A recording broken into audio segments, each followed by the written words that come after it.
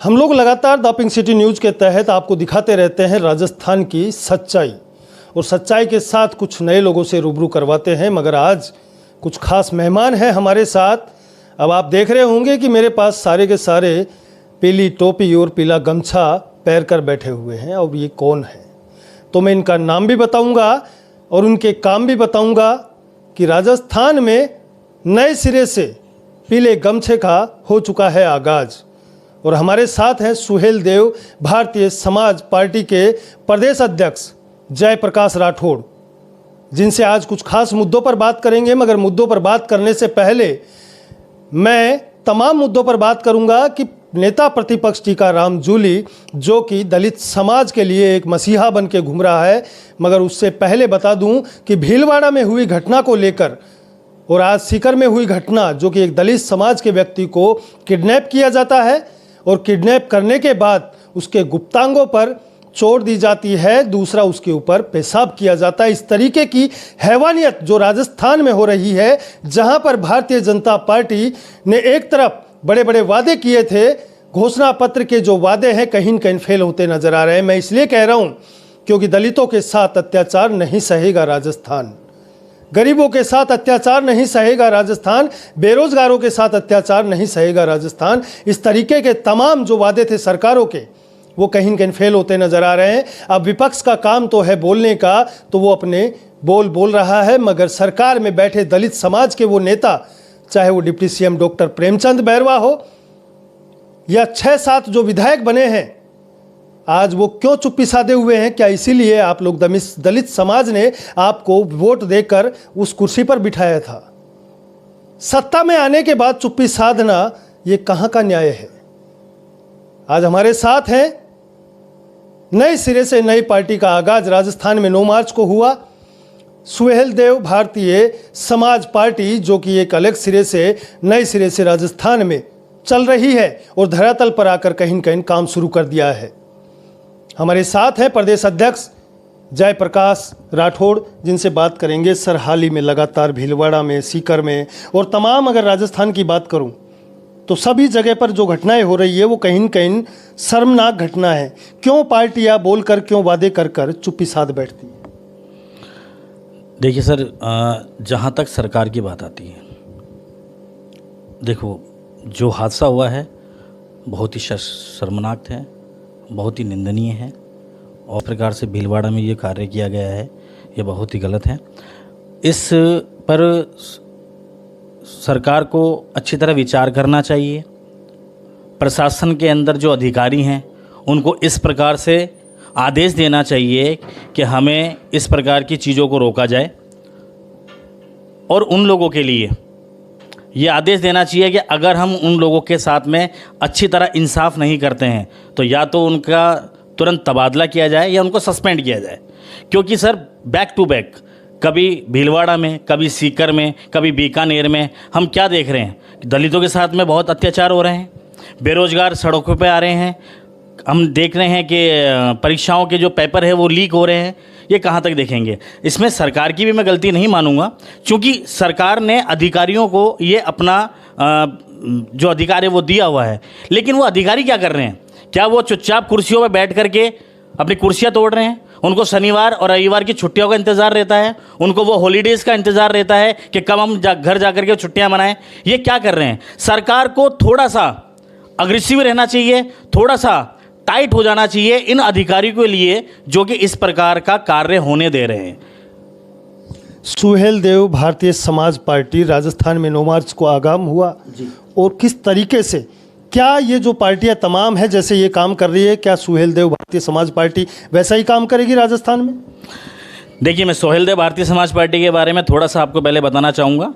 हमारे जो राष्ट्रीय अध्यक्ष जी हैं, माननीय श्री ओम प्रकाश जी राजभर जी, जो उत्तर प्रदेश सरकार के अंदर भी कैबिनेट मंत्री हैं, आपने सुना हो तो ओम प्रकाश राजभर जो हैं वो दलितों के बिल्कुल नेता हैं। उन्होंने दलितों के लिए, गरीबों के लिए और निचले तबके के लोगों के लिए आज तक सारा काम किया है। उन्हीं लोगों को आगे तक ले जाने का आगे काम किया है, बेरोजगारों के लिए आगे काम किया है। वो कोई भी चीज़ को गलत नहीं होने देते हैं। हम चाहे एनडीए के गठबंधन में हैं, हम एनडीए का हिस्सा हैं, लेकिन अगर हमारी सरकार भी कोई भी कार्य गलत कर रही है तो उसके लिए बराबर हमारे जो माननीय नेताजी हैं वो आवाज़ उठाएंगे इस चीज़ के लिए और उठाते हुए आ रहे हैं। वहीं हम बात करते हैं राजस्थान के अंदर, क्या सुहेलदेव भारतीय समाज पार्टी उसी प्रकार से कार्य करेगी जो आज की राजनीतिक पार्टी कार्य कर रही है? नहीं सर, हम मुद्दों की राजनीति करते हैं, हम जातिवाद राजनीति नहीं करते हैं, मुद्दों की राजनीति करते हैं। हम दलितों के लिए, हित के लिए कार्य करते हैं, हम महिलाओं के हित के लिए कार्य करते हैं। हमारे एजेंडे देखिए, अब हमारे एजेंडे क्या है? हमारे एजेंडे यही हैं कि जो शिक्षण चीज़ है उसको हम एकीकरण करें। जिस प्रकार से एक गरीब का बच्चा स्कूल के अंदर कैसे कबूतर पढ़ता है और अमीर का बच्चा कैसे कंप्यूटर पढ़ रहा है, इसको हम एकीकरण करना चाह रहे हैं कि गरीब का बच्चा भी कैसे कंप्यूटर पढ़े और अमीर का बच्चा भी कैसे कंप्यूटर पढ़े। वहीं हम क्या देख रहे हैं कि राजस्थान के अंदर एक अलग पढ़ाई का स्तंभ है, कर्नाटक में अलग है, उत्तर प्रदेश में अलग है, पूरे राष्ट्रीय का एक एकीकरण होना चाहिए। तो ऐसे बहुत सारे मुद्दे हैं हमारी पार्टी के पास में जिसके लिए हम राजस्थान के लिए आए हैं। सरकारें जिस तरीके से लगातार हिंदू संगठन या हिंदू संस्कृति को लेकर बात कर रही है, आज सनातन धर्म की सबसे बड़ी बात आती है तो कहीं न कहीं जातिवाद को लेकर पहले पार्टियों ने तोड़ा, कहीं न कहीं जमीनी विवाद को लेकर पहले पार्टियों ने तोड़ा, अब समाज को कहीं न कहीं जातिवाद और धर्म के नाम पर फिर तोड़ा जा रहा है। तो क्या लग रहा है, सनातन धर्म ऐसे एक हो पाएगा? नहीं साहब, सनातन धर्म की हम बात करते हैं, सनातन धर्म के अंदर कहीं भी नहीं लिखा हुआ है कि हम किसी दूसरे धर्म के व्यक्ति को परेशान करें, उनके धर्म के साथ खेलें। ऐसा कुछ भी नहीं हुआ है। आज जितनी भी पार्टियां हैं, कोई धर्म के नाम पे वोट लेती है, कोई जाति गणना के अनुसार वोट लेती है, तो ये सारी चीज़ें गलत हैं। हमें संविधान के अकॉर्डिंग चलना चाहिए। डॉक्टर भीमराव अंबेडकर जी का जो संविधान है उसमें कहीं भी जातिवाद गणना के अनुसार या फिर कहीं भी जातिवाद के अनुसार लोगों से वोट मांगने का अधिकार नहीं दिया हुआ है। एक विधायक जो प्रत्याशी के रूप में चुना जाता है और जिसको जनता बड़े विश्वास पर वोट देकर उस पद पर पहुंचाती है कि वो मेरी विधानसभा की बातों को कहीं न कहीं सदन तक पहुंचाएगा, क्या दायित्व रह जाता है? क्या विधायक का काम रह जाता है कि वो कुर्सी पे खाली रोटियां तोड़ने का काम करे, अपने घर को जेब में भरने का काम करे? इसी तरीके का काम करते हैं या सुहेलदेव भारतीय समाज पार्टी आने वाले भविष्य को देखकर युवाओं को जो बेरोजगारी से जूझ रहे हैं उनके हिसाब से किस तरीके से काम करें? देखिए, एक बार अभी तो काफ़ी समय है हमारे विधानसभा के अंदर आने का।